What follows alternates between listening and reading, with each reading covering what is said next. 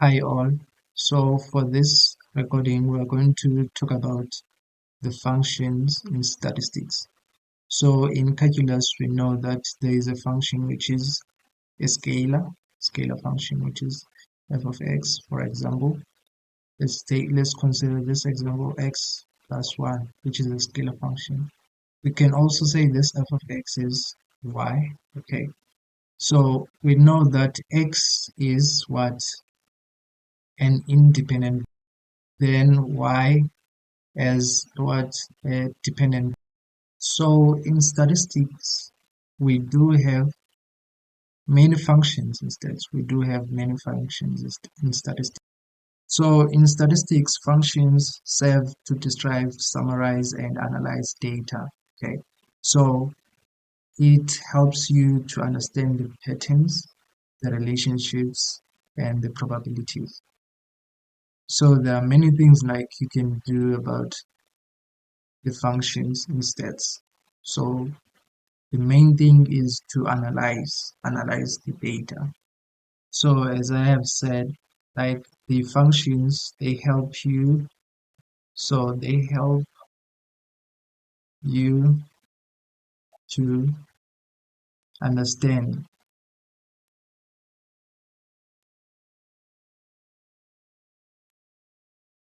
the patterns, let's say the patterns,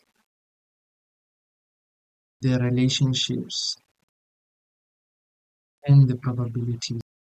So as I have mentioned about that, the functions in calculus, they have the independent variable and the dependent variable. So this one is the independent variable and this one is the dependent variable. So this variable, it depends to this expression. So that's why it is called a dependent variable. So this one as an independent variable, you can plug any value in it or any input in it, then it will merge with the one, this one, then you will get the output. So the y depends on this right hand side, which is containing the x and the numerical numbers or any like constants, let me say constant. So in statistics we have a special variable which is called a random variable. So statistics is a study which which have many experiments. So we have this variable which is called a random variable. It is a numerical quantity whose value depends on the outcome of a random experiment. Okay, so you can make many experiments that like you are researching on. So as I have mentioned that a random variable is a numerical quantity. So it's a numerical quantity you should bear in mind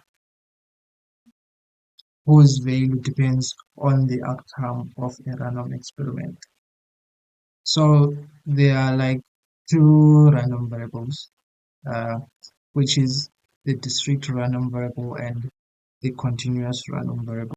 So there's two random variables, discrete random variable and the continuous random variable. They do differ. So I'll list the way like they differ. But we can visualize this. Let me try to draw the random variable and the continuous random variable here. So this one will be the discrete. Um, this is the discrete. Okay,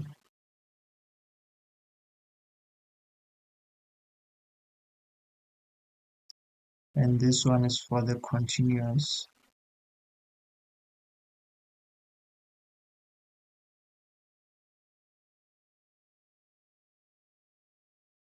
Okay, so for the discrete, the we have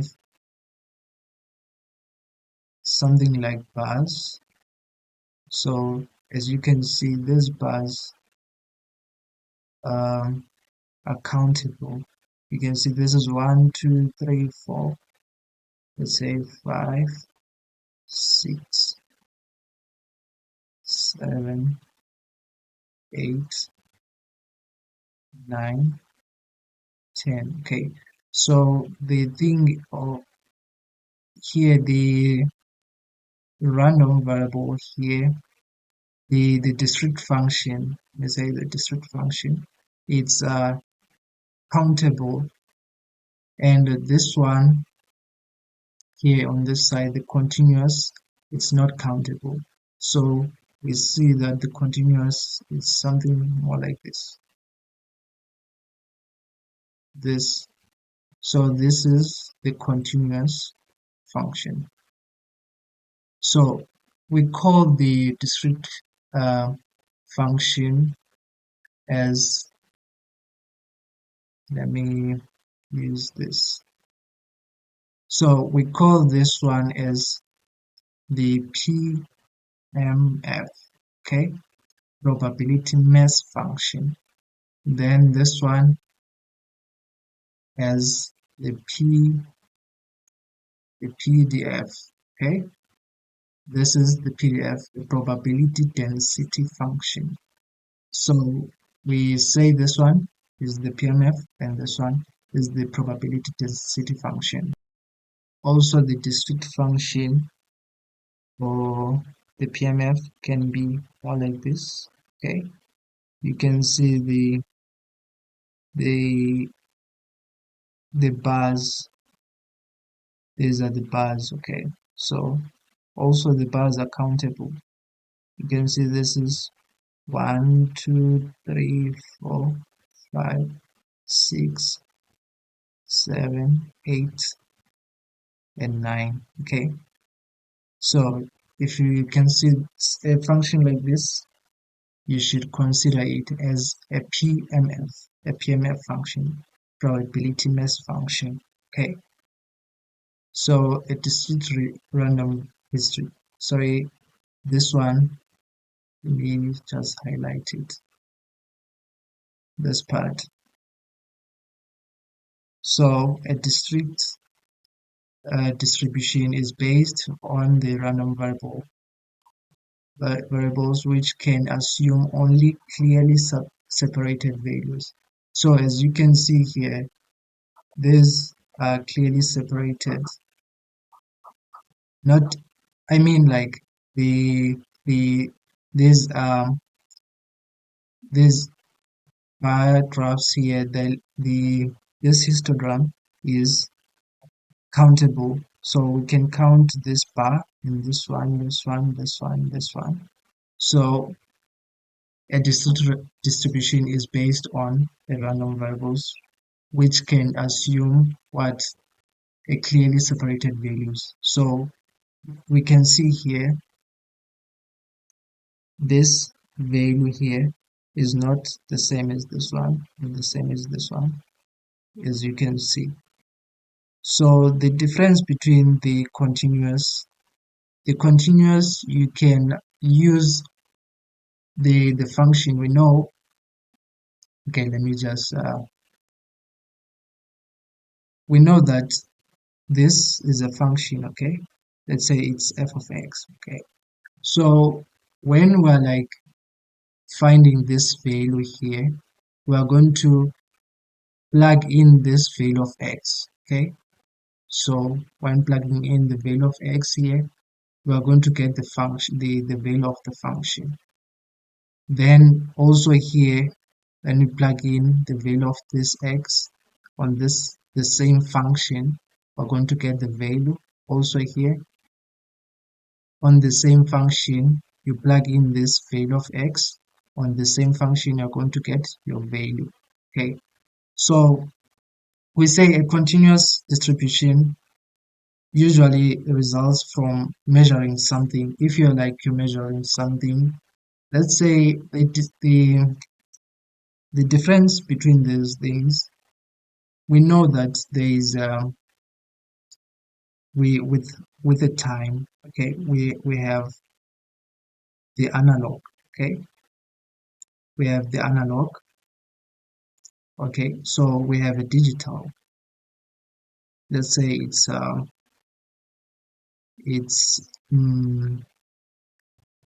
3, okay, say it's 3 o'clock, okay, say it's 3 o'clock. So this one is for a continuous, okay, so this one is discrete, okay. So I don't know if I do make sense, but if you have a question, please drop it on the comment section. So this one, this analog, every second you can record the time. Every second you can record the time. But for this one, you just like this one just like tells you what the time is. But for this one, you can record the seconds, you can record the minutes by yourself. But for this one, you can only record it when you are like seeing the time. Let's say you see it is 3 o'clock. You can see it as maybe 15 minutes past 3. Okay. So for this one, it's this one. This is an analog clock. So it falls under this KMF function. So this one is the continuous function. So uh, these are the most powerful functions in statistics, the discrete and the continuous. So we're going to go through these functions bit by bit. So you get so that you get the clear understanding. So as I have mentioned that a continuous distribution usually results from measuring something. Okay, let's just go through the examples so that you get some understanding. Before we go to the examples, we should first go through these uh, functions. So the discrete and continuous distributions have the functions underneath them. For the discrete distribution, we have the binomial distribution, Poisson distribution, we have the binomial, we have the Poisson, we have the geometric for the discrete. Then for the continuous, we have the normal distribution, we have the exponential distribution, we have the uniform distribution. So for um, the recording after this one, we're going to go through these functions, then we're going to do the examples. Thank you.